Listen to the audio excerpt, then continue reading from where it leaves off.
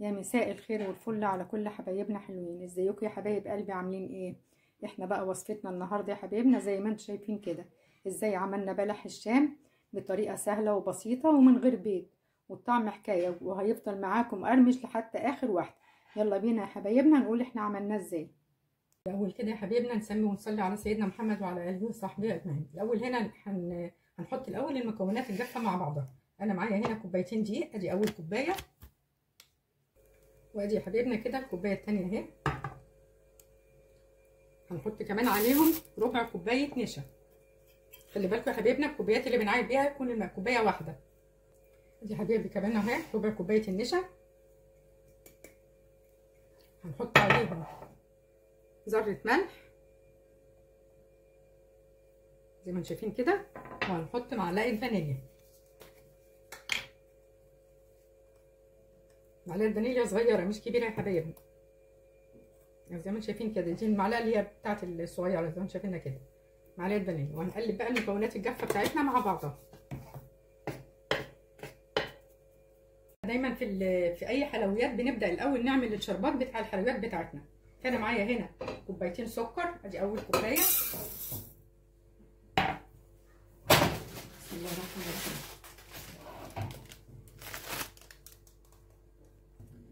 وادي تاني كوبايه سكر. هنحط عليهم كوبايه ونص من الميه بنفس الكوبايه يا حبايبنا. ادي كوبايه ميه اهي.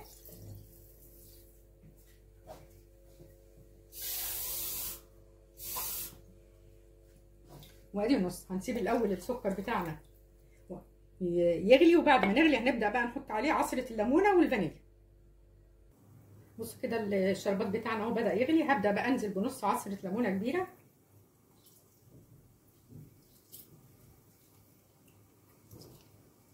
وهنزل بمعلقه فانيليا.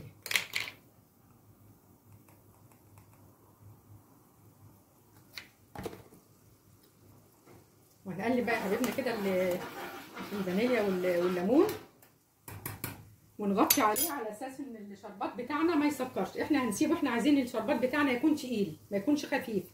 هنسيبه كده يغلي لمده حوالي 10 دقايق. بصوا بقى يا حبايبنا، احنا نفس الكوبايه اللي عايرنا بيها الدقيق هي اللي هنعاير بيها الميه. انا هحط هنا، احنا حطينا هنا كوبايتين وربع دقيق وربع نشا. هنحط هنا كوبايتين وربع ميه.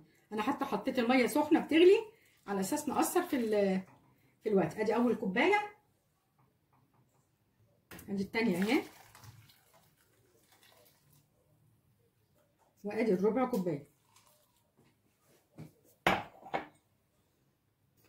بصوا بقى هنا معايا معلقه واحده سكر. ما تكتروش في السكر عشان بلح الشام بتاعنا من جوه ما يغمقش يا حبيبي. ادي معلقه اهي سكر، وهحط معلقتين 2 زيت. بسم الله الرحمن الرحيم. طبعا الزيت بتاعنا لازم يكون ريحته حلوه يا حبيبي. دي اول معلقه، ودي تاني معلقه. نقلب بقى كده السكر والزيت مع بعض في قلب الميه. الميه طبعا داخله على حبايبنا زي ما انتم شايفينها كده بتغلي. هنبدا ننزل بالدقيق بتاعنا. بسم الله الرحمن الرحيم. هنبدا بقى نقلب يا حبايبنا لغايه لما العجينه بتاعتنا او الدقيق بتاعنا مع صح يخش في كل الميه. احنا عايزينها عجينه طريه وحلوه. عايزه اقول لكم يا حبايبي ان انا دلوقتي موطيه البوتاجاز، مش معليه البوتاجاز.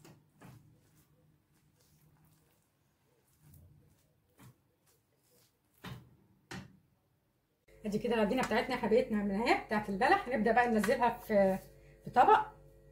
بسم الله الرحمن الرحيم.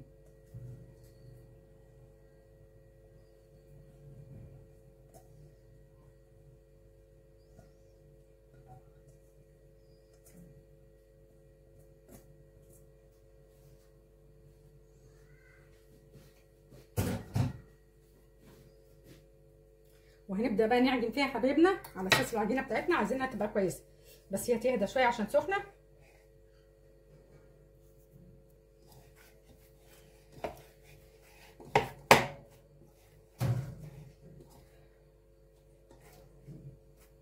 طبعا هي العجينه سخنه على ايديا، بعمل فيها بالراحه كده على ما تبرد شويه زي ما انتم شايفين كده يا حبايبنا اهي. لازم تتعجن كده الاول بسرعه عشان عايزين العجينه بتاعتنا تبقى ناعمه وكويسه. زي ما انتم شايفين كده يا حبايبنا العجينه بتاعتنا هنا عجنتها كويس، عجنتها كويس بمعنى اصح. هغطيها بقى دلوقتي عشان نبدا نحطها في القمع. بسم الله الرحمن الرحيم.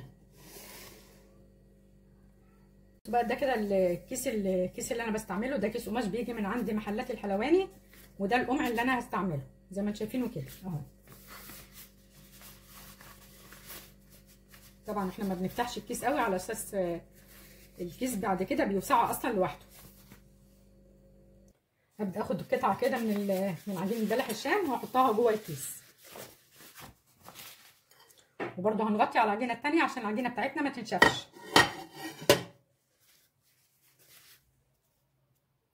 زي ما انتم شايفين كده يا حبايبنا الصابع اللي انتوا عايزين، يعني الحجم اللي انتوا عايزينه، عايزين تعملوها صغيره عايزين تعملوها كبيره براحتكم. بتنزلوا كده من قلب الكيس وبتقصوا بالمقص اهو كده يا حبايب قلبي اهو شايفين. وخلوا مقاسكم واحد.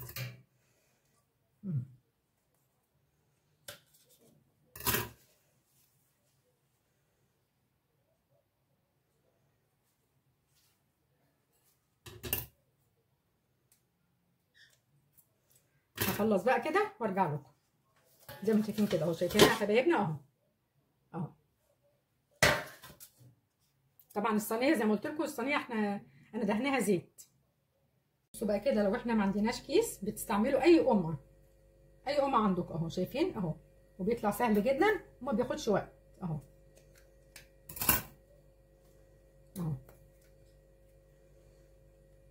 شايفين يا حبايبنا اهو، يعني مفيش حاجه احنا بتوقفنا.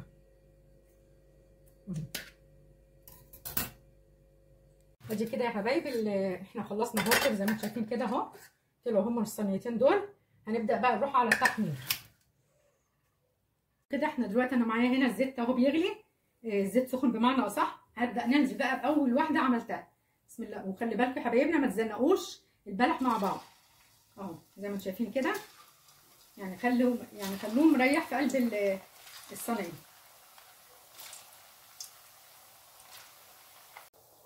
بصوا بقى كده يا حبايبنا احنا مش ما بنقلبش غير لما بتلاقوه كده بدا يطوف كده على وش الزيت وبدا ياخد لون من تحت. اوعوا تقلبوه قبل ما يطوف على وش الزيت زي ما انتم شايفينه كده اهو. مجرد بقى ما ياخد اللون اللي هو العسل الفاتح هنطلعه. بصوا كده يا حبايبي اهو اتحمر بقى. هنبدا نشيل ونحط على طول على العسل. طبعا العسل بتاعنا بارد اهو كده. بسم الله الرحمن الرحيم. وخلي بالكم اللي انتوا المقصوصه او الكبشه او بمعنى صح او اي حاجه اللي بتشيلوا بيها بلح الشام ما تحطوهاش في العسل، يعني بتخلوا العسل مقصوصه لوحدها والبلح الشام اللي في الزيت حاجه لوحدها اهو. زي ما انتم شايفين كده يا حبايبنا اهو في الزيت طلعته على العسل على طول. عايزه اقول لكم البلح بتاعنا ما شاء الله طالع زي الفل اهو. يا دوبك بنقلبه كده في العسل وبنسيبه بتاع دقيقه وبعد كده بنرجع نطلعه ونحطه في مصفى. بصوا بقى كده بنبدا بقى نطلعه من العسل ونحطه في مصفى كده تحتيها طبق عشان يصفي العسل بتاعنا زي ما انتم شايفين كده. عايزه اقول لكم طالع مقرمش وطالع تحفه.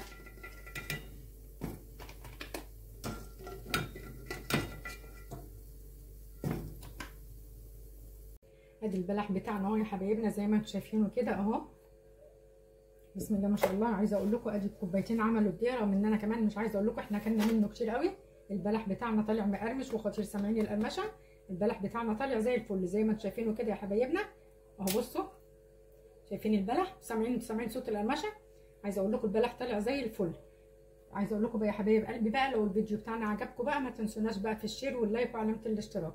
اترككم في رعايه الله والسلام عليكم ورحمه الله وبركاته.